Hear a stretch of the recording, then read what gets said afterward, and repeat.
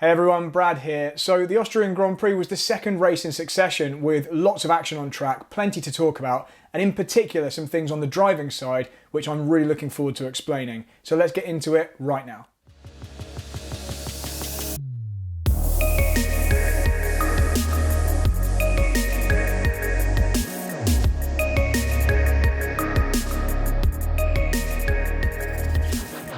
For those of you new to the channel, I've been a race driver for 20 years, winning the Red Bull Kart Fight and various national series, before becoming a high-performance driver coach at the world's leading race school for a decade.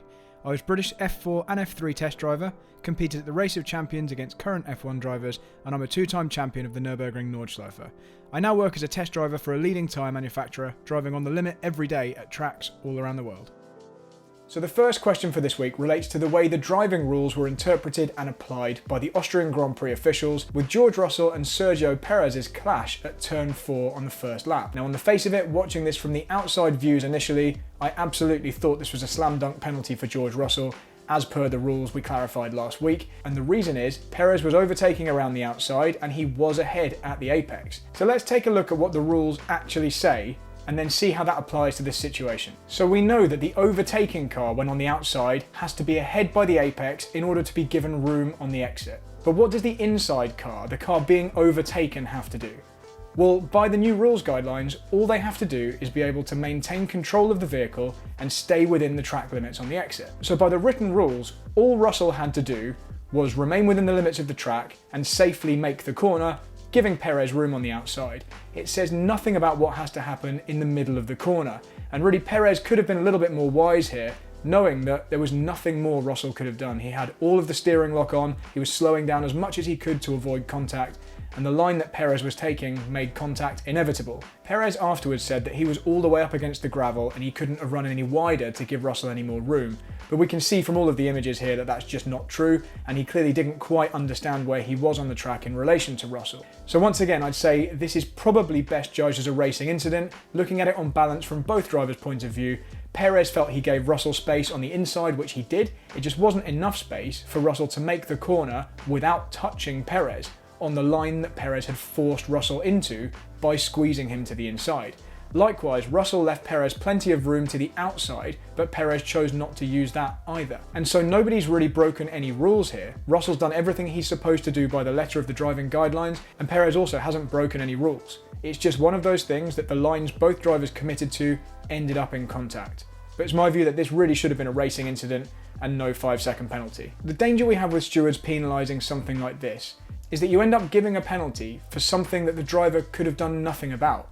By the time Russell knew where Perez was going to commit to on the entry to that corner around his outside, there was no way he could have known that Perez would have been just ahead at the apex, and there was no way he could have changed his trajectory or his braking point. He'd already committed to that line. So that really, in my mind, puts the onus on the car on the outside, the one with more options, to leave that extra bit of room. And by the wording of the regulations, he's only entitled to one car width on the exit anyway.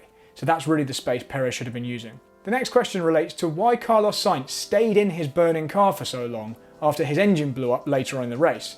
You'll have noticed he pulled off onto an escape route up a steep incline just to the left of turn 4, and once he stopped there, he was trying to get out of the car, but every time he tried to get out, the car began to roll backwards down the hill. It was on fire pretty significantly at that point, and a few people have asked me why he didn't just jump out and walk away from the car.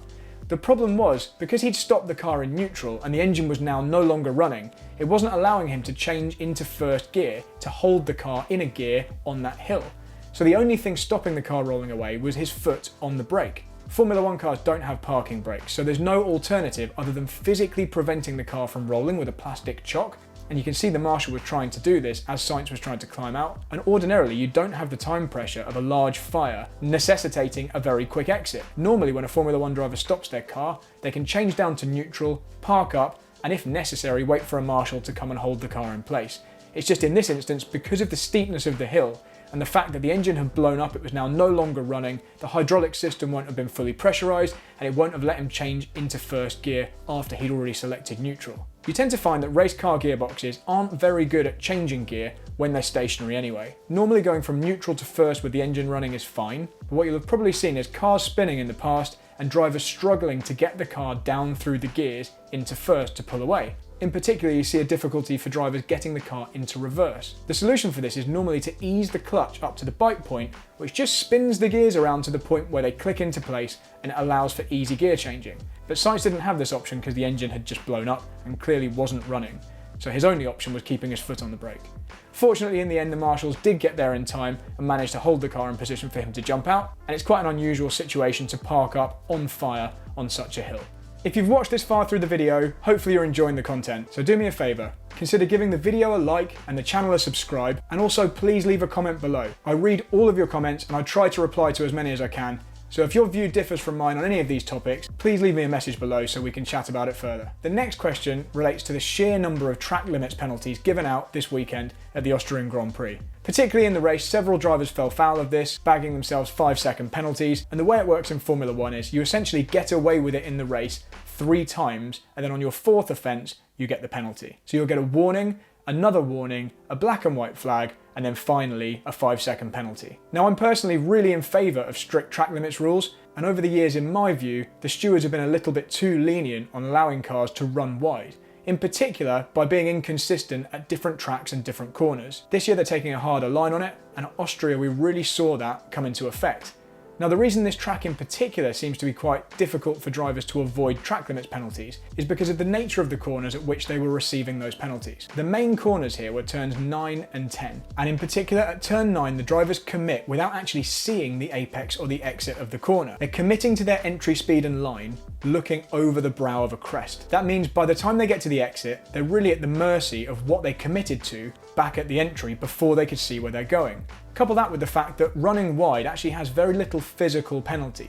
The curbs are very wide and relatively flat, and so running wide doesn't have a real prompt for the drivers to hold back. If it was grass or gravel, they would just naturally build in more margin, but they're effectively lured into carrying a bit more speed because the penalty for running wide is physically low. The other problem is that it's very difficult for the drivers to judge precisely where the edge of their tyre is in relation to that white line. You can see from the onboard camera shots that there's no way you can tell for sure that the drivers are either on or slightly past the white line, and in the cockpit it's much worse than that, with the seat position being effectively that much lower down. Now, this is the point where I potentially take a bit of issue with the stewarding. Now, that's because the views we were being shown on the TV to justify these penalties were generally the onboard camera shots. We didn't often see very clear outside shots showing the car had definitely run outside of the white lines. Now, I would argue it's almost impossible to judge from these onboard shots whether or not a portion of the tyre is still touching the white line.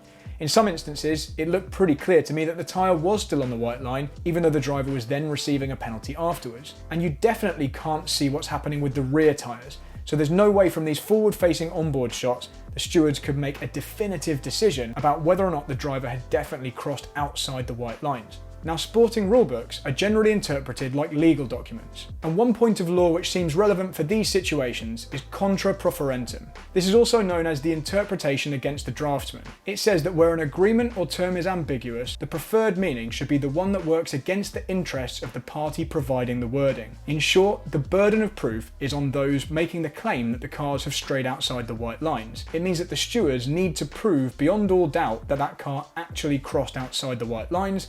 Otherwise, benefit of the doubt should be given to the competitors. If the system they're using is purely the onboard videos, I think that's a flawed system and I think we can do a lot better. Anything from specific cameras trained on those corners showing very clearly whether or not a car has crossed outside the white lines, to sensors on the side of the car and reflectors on those key areas of the track which would flag up if a car ran too wide. There are plenty of different things we could do, and I'm just hoping that in these instances the stewards had better evidence than what we were seeing on the TV. Overall, I'm in favour of strictly policing the track limits, so let's see how this goes over the rest of the season. The final question for this week relates to Charles Leclerc's throttle pedal problems towards the end of the race. In the closing stages of the race, it became clear that there was some kind of problem with Charles Leclerc's throttle. It seems that the throttle was sticking on into some of the corners. Reports have said up to 30% throttle application in some of the slow corners. Now, this is one of the most frightening problems you can have in a race car, but it does happen.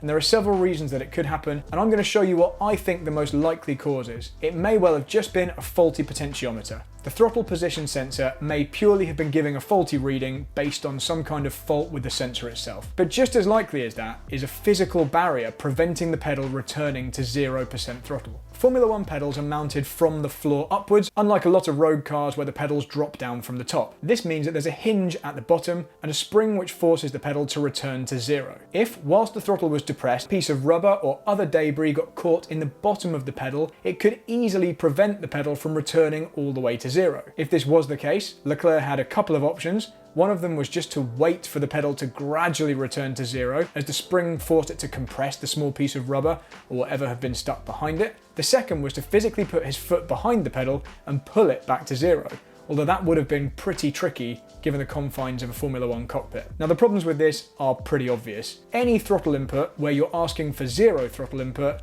is first of all going to be surprising and disconcerting and probably force you wider than the line you're intending to go. You're effectively driving the car forward whilst you're trying to slow it down. But there's also a secondary problem, which is denied downshifts. Charles Leclerc mentioned it on his radio, saying the car was refusing downshifts, and that's entirely to be expected because these cars have fail-safes built in whereby if any throttle is being applied, clicking on the downshift paddle on the back of your steering wheel won't do anything because the car assumes you're clicking the paddle by mistake. Why would you want to go down a gear when you're trying to speed the car up? This is just a safety system to stop you blowing up the engine by clicking the paddle by mistake. With Formula One drivers' middle fingers tending to be resting on those paddles, it's quite easy to trigger that by mistake for various reasons like going over a curb or making contact with another car, and the last thing you want to do is go down a gear when actually you don't intend to do it at all because you're trying to speed the car up. 30% throttle is more than enough to prevent the car changing down the gears, and that means you're losing even more engine braking in the braking zones. For all of these reasons, Charles would have been struggling to know exactly where he could get away with braking